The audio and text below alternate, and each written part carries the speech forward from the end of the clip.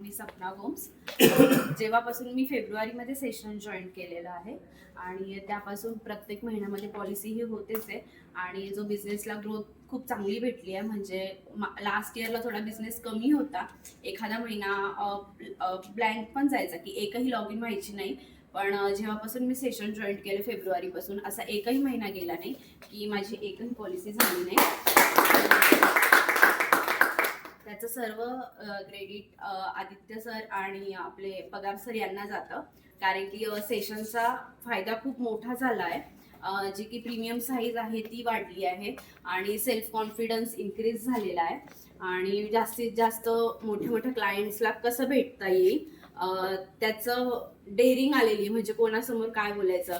जसे की सरांनी सांगितलं की प्रत्येकाला प्रेझेंटेशन देताना ह्युमन लाईफ व्हॅल्यू आपण कॅल्क्युलेशन करून दाखवली पाहिजे. म्हणजे आपल्याकडूनही कोणीही अंडर इन्शुरन्स राहता कामा नये. म्हणजे कदाचित आपण एखाद्याला छोटी पॉलिसी देऊन आलो, पण आपल्याचपैकी आपलेच मित्रमंडळी कोणीतरी जाणार, त्यांनी जर ह्युमन लाईफ व्हॅल्यू सांगितली तर जर समजा फॉर एक्झाम्पल मला 15,000 रुपये इयरली प्रीमियम आला तर समोरचा 1.5 लाख रुपये घेऊन जाऊ शकतो. त्यामुळे आपण प्रत्येकाचं ह्युमन लाईफ व्हॅल्यू काढून आपण प्रेझेंटेशन दिलं गेलं पाहिजे आणि जास्तीत जास्त त्यामुळे प्रीमियम इन्क्रीज झाला आणि सेल्फ कॉन्फिडन्स पण वाढला. आता सप्टेंबर टू डिसेंबर पर्यंत मला 10 लाख रुपये कमिशन अर्न करायचं आहे. पर मंथ साधारणतः 4 लाख रुपये 2.5 लाख रुपये येते, 2,75,000 रुपये येते. So are you aligned? उसके लिए आप तैयार हैं? Yes sir.